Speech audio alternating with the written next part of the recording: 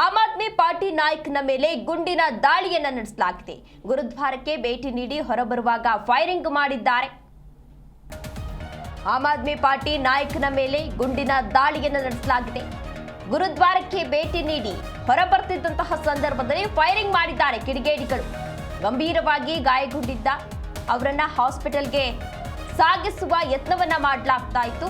ಅಂತಹ ಸಂದರ್ಭದಲ್ಲಿ ಮಾರ್ಗ ಮಧ್ಯೆಯೇ ನಾಯಕ ಲಕ್ಕಿ ಒಬೇರಾಯ್ ಕೊನೆಯುಸಿರೆಳೆದಿದ್ದಾರೆ. ಲಕ್ಕಿ ಒಬೇರಾಯ್ ಶೂಟೌಟ್ಗೆ ಆಪ್ ನಾಯಕ ಅಂದ್ರೆ ಲಕ್ಕಿ ಒಬೇರಾಯ್ ಎನ್ನುವವರು ಶೂಟೌಟ್ಗೆ ಬಲಿಯಾಗಿದ್ದಾರೆ. ಆಪ್ ನಾಯಕ ಇವರು ದಾಳಿಕೋರರ ಪತ್ತೆಗೆ ವಿಶೇಷ ಪೊಲೀಸ್ ತಂಡಗಳ ರಚನೆಯನ್ನ ಕೂಡ ಮಾಡಲಾಗಿದೆ. ಆಮ್ ಆದ್ಮಿ ಪಕ್ಷದ ನಾಯಕ ಲಕ್ಕಿ ಒಬೇರಾಯ್ ಮೇಲೆ ಗುಂಡಿನ ದಾಳಿ ನಡೆದಿದೆ.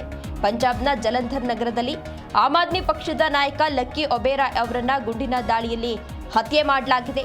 ಇವತ್ತು ಬೆಳಿಗ್ಗೆ ಮಾಡೆಲ್ ಟೌನ್ ಪ್ರದೇಶದ ಗುರುದ್ವಾರ ಸಾಹಿಬ್ ಹೊರಗೆ ಈ ಘಟನೆ ನಡೆದಿದೆ.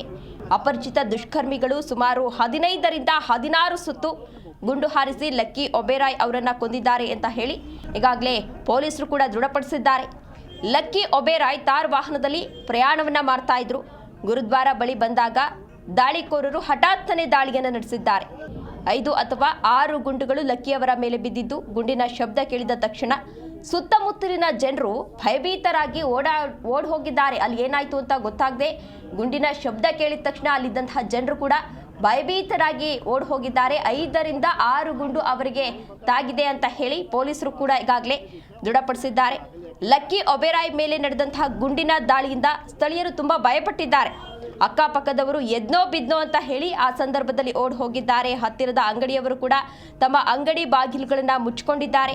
ಗಾಯಗೊಂಡ ಲಕ್ಕಿ ಅವರನ್ನ ಮೊದಲು ಹತ್ತಿರದ ಆಸ್ಪತ್ರೆಗೆ ಕರೆದೊಯ್ಯಲಾಯಿತು. ಆದರೆ ಸ್ಥಿತಿ ಗಂಭೀರವಾಗಿರೋದ್ರಿಂದ ಖಾಸಗಿ ಆಸ್ಪತ್ರೆಗೆ ಸ್ಥಳಾಂತರವನ್ನ ಮಾಡಲಾಗ್ತಾ ಇತ್ತು. ಆಸ್ಪತ್ರೆಯಲ್ಲಿ ಚಿಕಿತ್ಸೆ ನೀಡುತ್ತಿದ್ದಾಗಲೇ ಅವರು ನಿಧನರಾಗಿದ್ದಾರೆ ಅಂತ ಹೇಳಿ ವೈದ್ಯರು ಕೂಡ ಈಗಾಗಲೇ ಘೋಷಣೆ ಮಾಡಿದ್ದಾರೆ.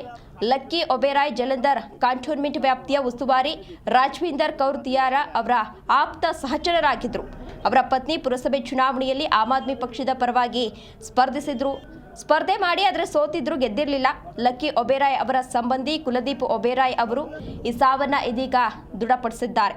ಘಟನೆಯ ನಂತರ ಮಾಡೆಲ್ ಟೌನ್ ಪ್ರದೇಶದಲ್ಲಿ ಭಯದ ವಾತಾವರಣ ಈಗಾಗಲೇ ನಿರ್ಮಾಣವಾಗಿದೆ. ಪೊಲೀಸರು ಕೂಡ ಈಗಾಗಲೇ ತಕ್ಷಣಕ್ಕೆ ಸ್ಥಳಕ್ಕೆ ಆಗಮಿಸಿ ಪ್ರದೇಶವನ್ನ ಸೀಸ್ ಮಾಡಿದ್ದಾರೆ. ಆ ಪ್ರದೇಶವನ್ನ ಸ್ಥಳದಿಂದ ಹಲವಾರು ಖಾಲಿ ಬುಲೆಟ್ ಕಾರ್ಟ್ರಿಡ್ಜ್ಗಳನ್ನು ವಶಪಡಿಸಿಕೊಂಡಿದ್ದಾರೆ. ಇವುಗಳನ್ನು ವಿಧಿ ವಿಜ್ಞಾನ ತಂಡಕ್ಕೆ ಈಗಾಗಲೇ ಹಸ್ತಾಂತರವನ್ನು ಕೂಡ ಮಾಡಲಾಗಿದೆ. ದಾಳಿಕೋರರನ್ನು ಗುರುತಿಸಲು ಹತ್ತಿರದ ಸಿಸಿಟಿವಿ ಕ್ಯಾಮೆರಾಗಳ ದೃಶ್ಯಾವಳಿಗಳೇನಿದೆ ಅದನ್ನು ಕೂಡ ಪರಿಶೀಲನೆಯನ್ನು ನಡೆಸ್ತಾ ಇದ್ದಾರೆ ಪೊಲೀಸರು.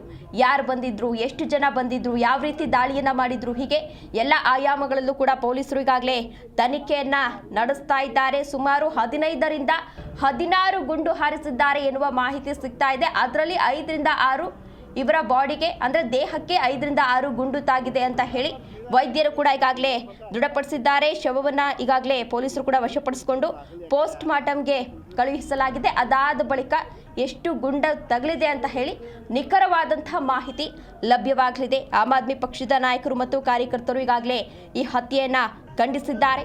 ಅಪರಾಧಿಗಳನ್ನ ತಕ್ಷಣ ಬಂಧಿಸಬೇಕು ಅಂತ ಹೇಳಿ ಆಮ್ ಆದ್ಮಿ ಪಕ್ಷದ ನಾಯಕರು ಕೂಡ ಒತ್ತಾಯವನ್ನ ಮಾಡ್ತಾ ಇದ್ದಾರೆ. ಪ್ರದೇಶದಲ್ಲಿ ಅಂದ್ರೆ ಏನು ಗುಂಡು ಹಾರಿಸಲಾಯಿತು ಆ ಪ್ರದೇಶದಲ್ಲಿ ಈಗಾಗಲೇ ಬಿಗಿ ಭದ್ರತೆಯನ್ನ ವಹಿಸಲಾಗಿದೆ. ಯಾವುದೇ ಅಹಿತಕರ ಘಟನೆ ನಡೆಯದಂತೆ ಹೆಚ್ಚಿನ ಪೊಲೀಸರನ್ನ ಕೂಡ ನಿಯೋಜನೆಯನ್ನ ಮಾಡಲಾಗಿದೆ. ಪೊಲೀಸರು ಕೂಡ ಈಗಾಗಲೇ ಎಲ್ಲ ಆಯಾಮಗಳಲ್ಲೂ ಕೂಡ ತನಿಖೆಯನ್ನ ನಡೆಸ್ತಾ ಇದ್ದಾರೆ. ಅವರ ಫ್ಯಾಮಿಲಿಯನ್ನ ಕೂಡ ವಿಚಾರಣೆಯನ್ನ ನಡೆಸುವಂತಹ ಸಾಧ್ಯತೆ ಇದೆ. ಅಂದ್ರೆ ಅವ್ರಿಗೆ ಯಾರ್ದಾದ್ರೂ ದ್ವೇಷ ಇತ್ತಾ, ಯಾರ ಜೊತೆನಾದ್ರೂ ಜಗಳ ಮಾಡ್ಕೊಂಡಿದ್ರಾ, ಹೀಗೆ ಎಲ್ಲ ಆಯಾಮಗಳಲ್ಲೂ ಕೂಡ ಪೊಲೀಸರು ಅವರ ಫ್ಯಾಮಿಲಿಯವರನ್ನು ವಿಚಾರಣೆಯನ್ನ ನಡೆಸುವಂತಹ ಸಾಧ್ಯತೆ ಇದೆ.